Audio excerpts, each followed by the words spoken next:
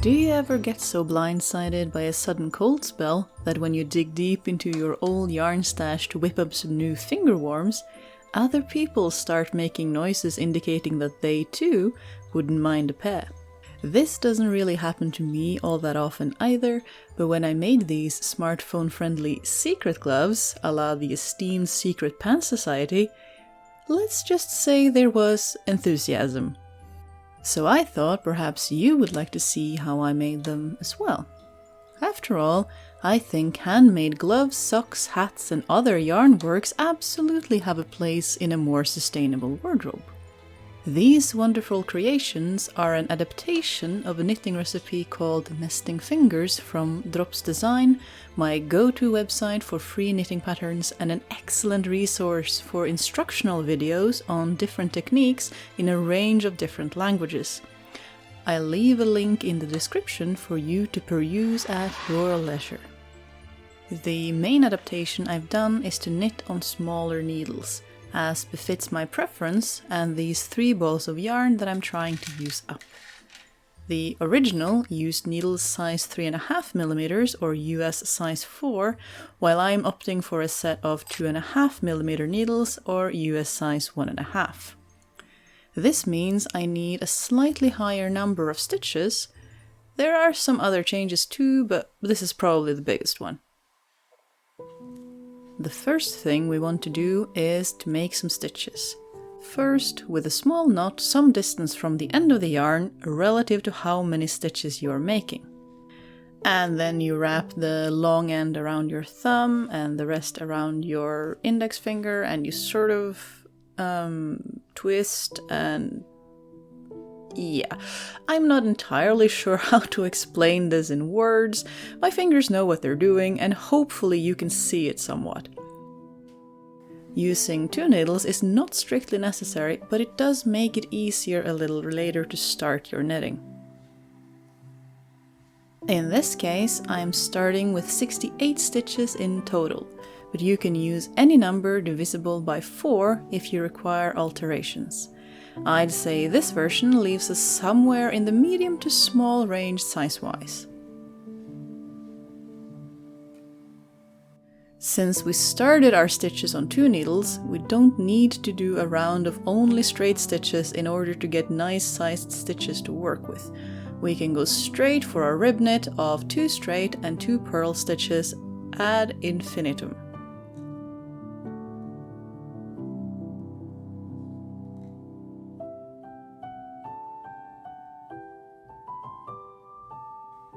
While you are working on the first round, make sure you divide your stitches in between 4 of your 5 knitting needles.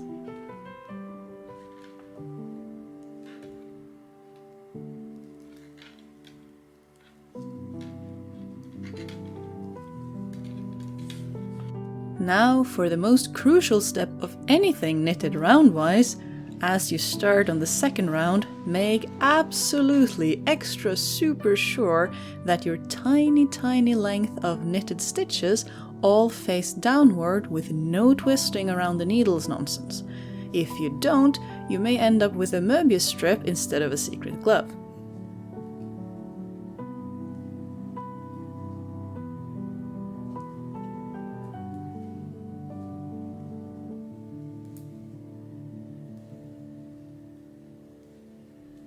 To help with counting rounds or knowing where the beginning of each round is, I like to use a piece of scrap yarn in a contrasting color. I know mask markers are a thing, but with a string I can keep track with a continuous line. Your preferences may vary. Ribknit has this nice accordion function that makes it really great for flexible but snug fits. Great for cuffs, necks and ankles. Keep going with your 2 knit, 2 purl, rib knit until the cuff is the length you desire. I like them long for added warmth, so this is going to take a while.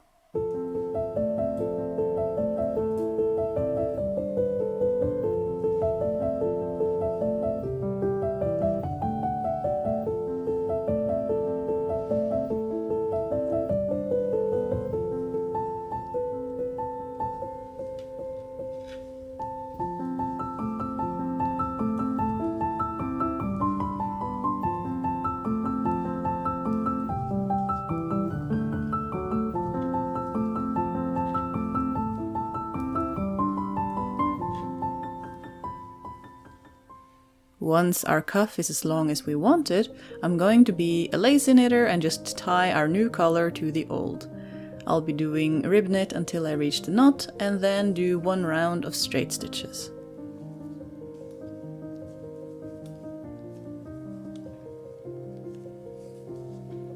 After our 1 round of straight stitches, I need to adjust my stitch count because straight stitches alone don't have the aforementioned accordion function of rib knit.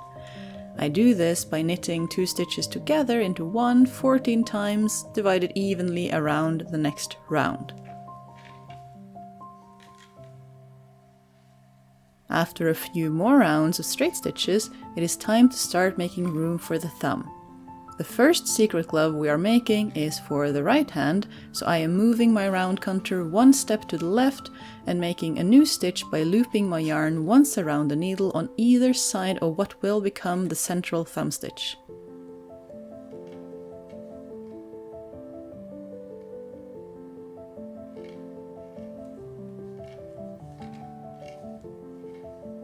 On the next round, to avoid creating a hole under our new stitch, we're going to do a twisted straight stitch, which is just picking up the stitch behind the needle rather than in front and then knitting it as usual.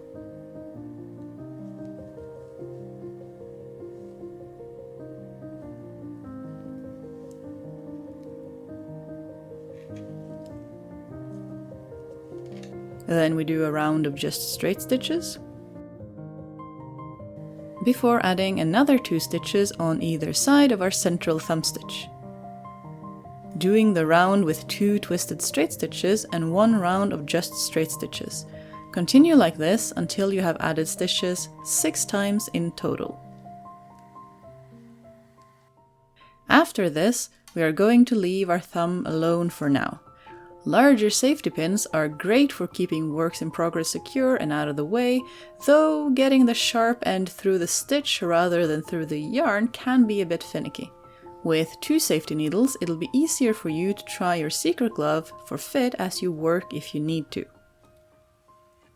For the next round on the hand, I will add 3 stitches where my thumb stitches used to be and keep knitting until the glove reaches the base of my little finger.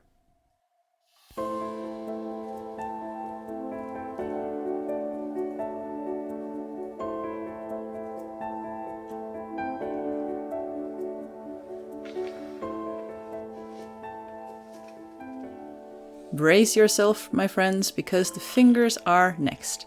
Notoriously finicky, I find it easier to work with 4 needles here instead of 5.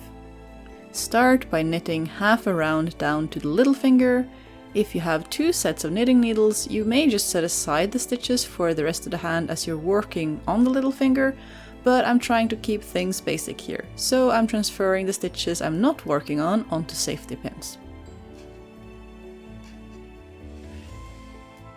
You should be left with the 13 stitches furthest away from your thumb and round marker.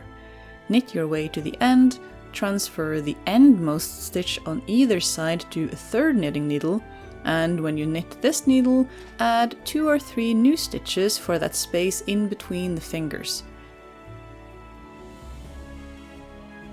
Then just keep knitting until it is as long as you want it.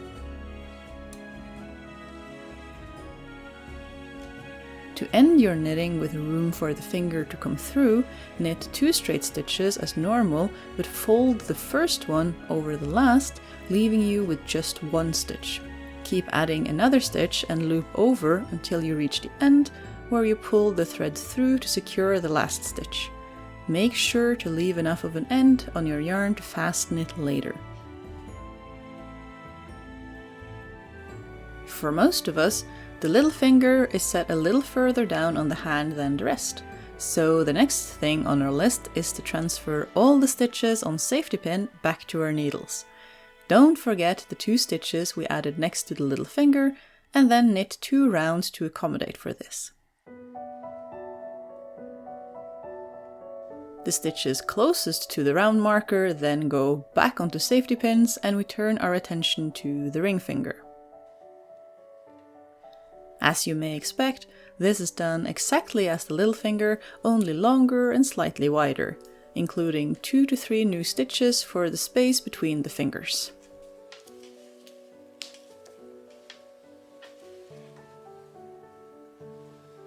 The middle finger and index finger are done in the same way, just at different lengths to accommodate biology.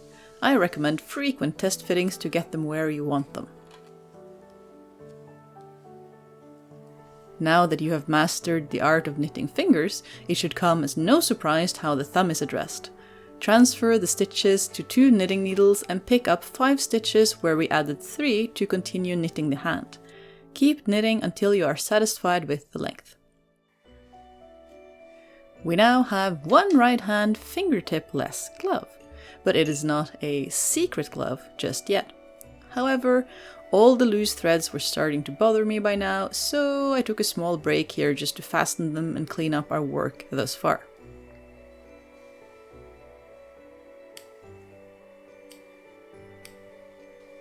You are going to see some holes between the fingers like I'm showing you here.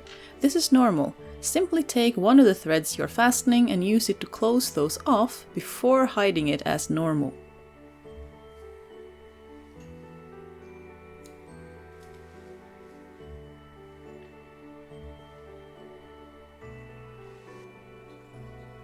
It was around this point that my memory card told me that it was done, and that there would be no more filming until footage had been transferred. So instead of continuing on the right glove, I made a start on the cuff of the left.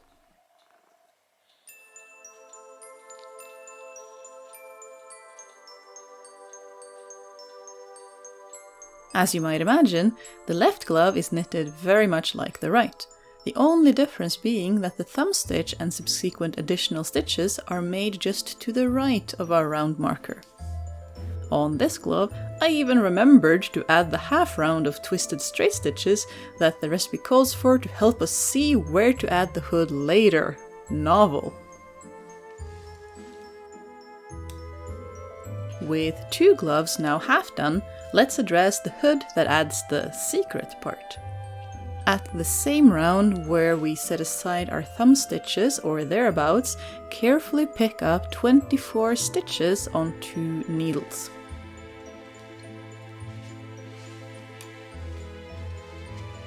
On 2 other needles, make 24 to 32 new stitches. I made the same amount as I picked up from the hand, and I low-key regret not making 32 in order to better account for the hood wrapping around the hand. Then, as best you can, muddle your way through the first row of straight stitches. As we connect the hand to the free-flowing stitches, this is another instance where we need to double and triple check that nothing is twisted. Then it is back to the song of the rib knit. 2 knit, 2 purl, 2 knit, 2 purl.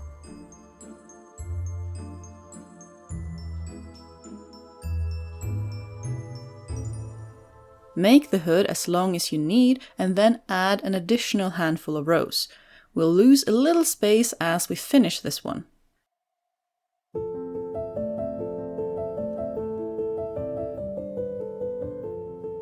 For finishing without the opening we wanted for the fingers, start by knitting 2 together all the way around, halving our stitch count.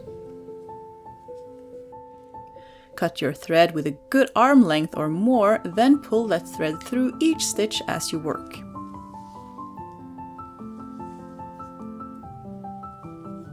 At the last stitch, your loop is going to be pretty big, but if your yarn is strong enough and slippery enough, you should be able to carefully pull it all tight. The tiny hood of the thumb is made, just like the big one, only in miniature. Pick up 12, make 16, rib knit time.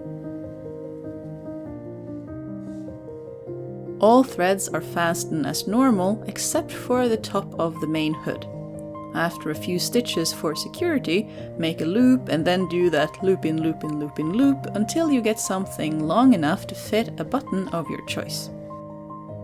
Secure your buttonhole loop and then secure the end. A charming oak leaf button adds the means to keep the big hood out of the way when not in use.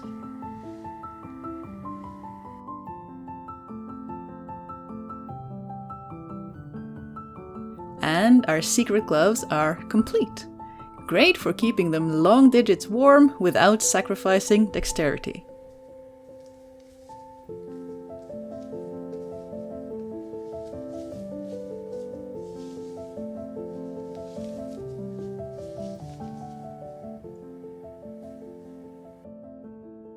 Thank you for coming with me on this little knitting adventure. The keen-eyed among you might have noticed when I was showing the reveal on how these work on your hands, you might have noticed that they are actually a little bit small for my hands. And that is because they are made for someone with hands a tiny bit smaller than my own, as a winter solstice gift. Now, why, you might ask, am I putting out a video about this before the winter solstice? Wouldn't that ruin the surprise? Well, the thing is that the person I'm making this for is famously oblivious when it comes to things being right in front of them. They're very attentive when it comes to important stuff, but small stuff like this, I have in the past gone into bookshops with this person and bought them a Christmas gift with them just a few bookshelves away, and they still haven't noticed, even though I spent ages waiting in line, paying, and then sneaking it into my bag. So consider this a tiny challenge or a game. Will this person notice this video before the winter solstice? Now, if you know this person and you know who I'm talking about, please don't just tell them. I mean, that would ruin the whole point. The point is for them to figure it out on their own. So let's see if they manage to leave a comment on this video before the winter solstice. The game, as they say, is afoot.